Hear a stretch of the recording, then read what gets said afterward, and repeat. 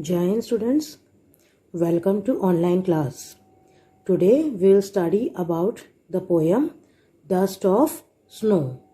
Okay, it is from your Gulmohar book of class 6th and this is your lesson number 3, or you can say the first poem of the book Gulmohar from class 6 book. Okay, before going to start the poem, let us study about the poet. The poem is written by Robert Frost. Okay, so you can see he is Robert Frost, and let us first of all let us have some introduction about our poet. Poet के बारे में थोड़ा सा introduction हम लोगों को ले लेना चाहिए. That will help us to know, to read more about the poet. Okay, that will help us to read more about poem.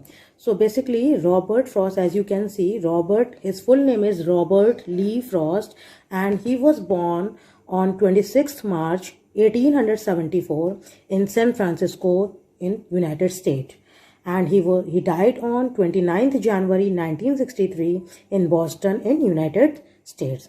Basically he was an American poet, and his first work, initial work, was published in England before it was published in USA. Okay, before it was published in United States, it was published in England. पहले उनकी जो work थे, जो उनकी poems and all थी, वो पहले England में पब्लिश होती थी. And basically he wrote about the rural life of America. उनकी जो पोएम्स होती थी वो अमेरिका के रूरल लाइफ को ज़्यादा बिलोंग करती थी in earlier 20th century, and that was the way he wrote, that was very famous, and for that he received lots of award, as you can see in the picture. Okay, so in this poem the poet wants to tell that when we go outside, when we spend our time outside, that will help us to change our mind.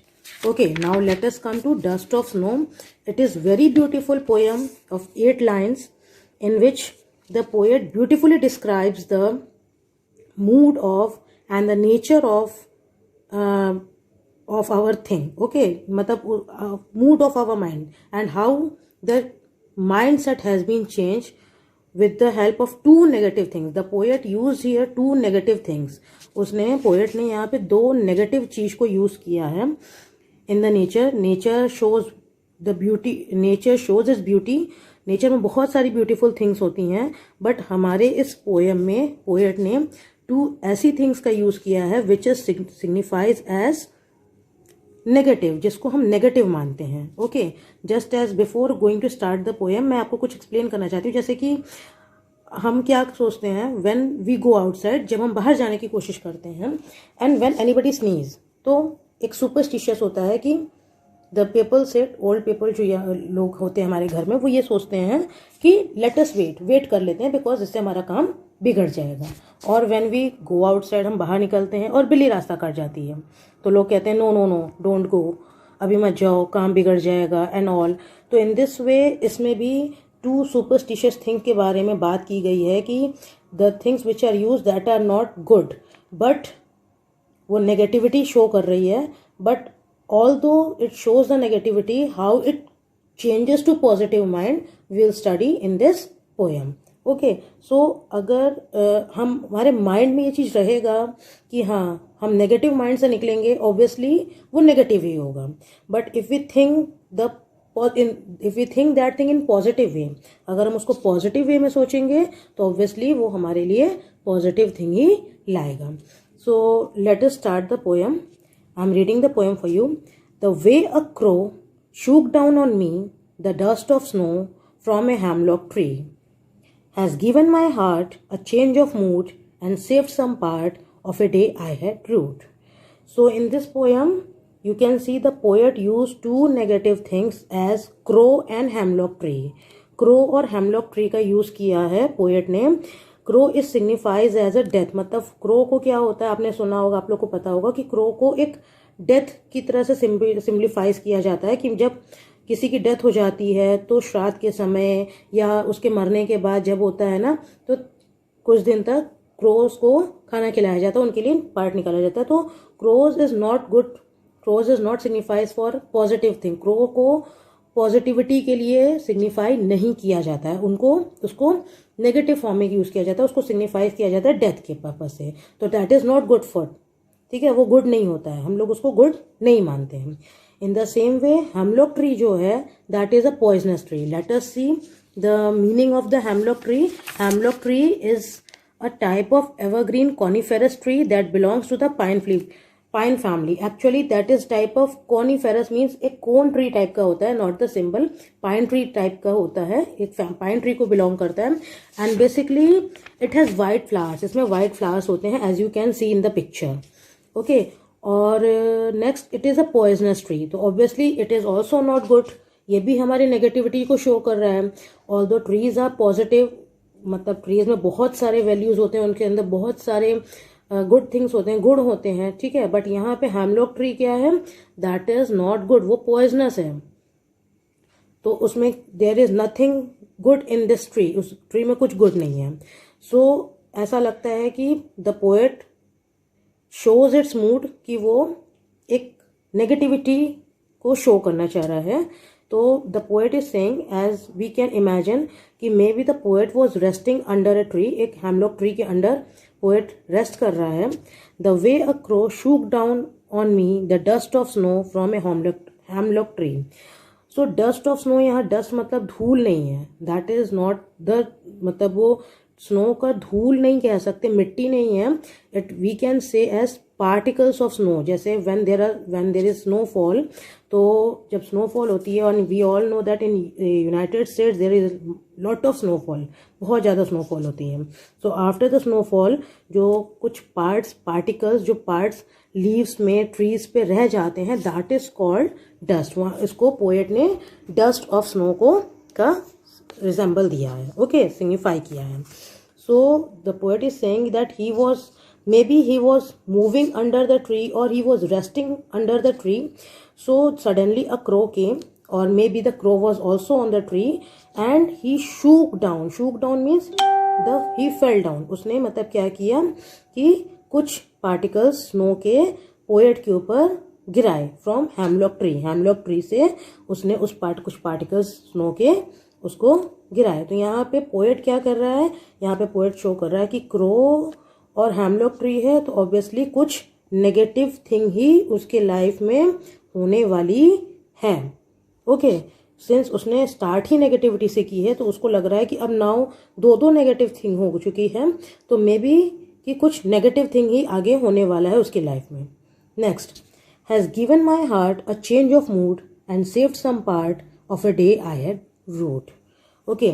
So the poet is saying कि when the particles of snow had fallen on the poet, जब poet के ऊपर वो जो snow particles थे, snow के dust थे, वो जब उसके ऊपर गिरे, so has given my heart, उसके suddenly उसका जो heart था, उसका जो mood था, that mind was changed, उसका जो mind था, उसका जो mood था, वो क्या हो गया, वो totally change हो गया। कैसा चेंज हुआ, इज दैट पॉजिटिव और negative? So let us see, and saved some part of a day I had rued. Rued means, let us see the meaning of rued, felt sorry about something or regret. So it means the poet was regretting something. उसको ये लग रहा था कि some day he had passed regretting, upset, he was very upset, वो regret कर रहा था कुछ he was not happy, he was regretting on anything, कुछ उसकी लाइफ में हुआ था और उसको वो रिग्रेट कर रहा था। बट सडनली जो स्नो पार्टिकल्स, जो स्नो डस्ट उसके ऊपर गिरे, उससे उसके जो मूड था वो चेंज हो गया from negative to positive, as he was saying कि वो जो स्नो पार्टिकल्स गिरे उससे जो उसका माइंड चेंज हो गया, और जो बचा हुआ टाइम था, and saved some part of the day, उसने जो बाकी का जो बचा हुआ दिन था उसने यूटिलाइज करने को सोचा in a good and positive manner. So in this way poet wants to say कि we should not be negative in all the thing. You can see कि यहाँ पे crow and hemlock tree दोनों ही क्या है, negative thing है।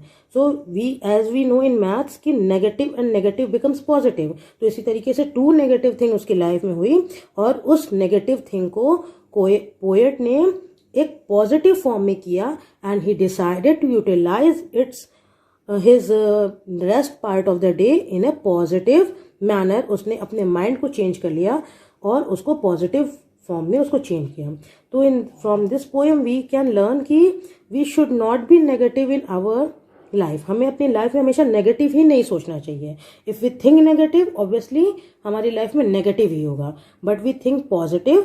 अगर हम पॉजिटिव सोचेंगे और कुछ भी नेगेटिविटी हमारी लाइफ में अगर आ रही है तो we should accept it in a positive manner and surely it will solve in positive form. वो बहुत जल्दी पॉजिटिव फॉर्म में सॉल्व हो जाएगी. As he had seen, we have seen कि पोएट ने देखा कि एक क्रो हेमलॉक ट्री से डस्ट पार्टिकल गिराता है, तो crow and hemlock tree both are negative, but suddenly उसका माइंड जो है वो पॉजिटिव फॉर्म में चेंज हो गया. Now let us discuss about the rhyming scheme of the poem.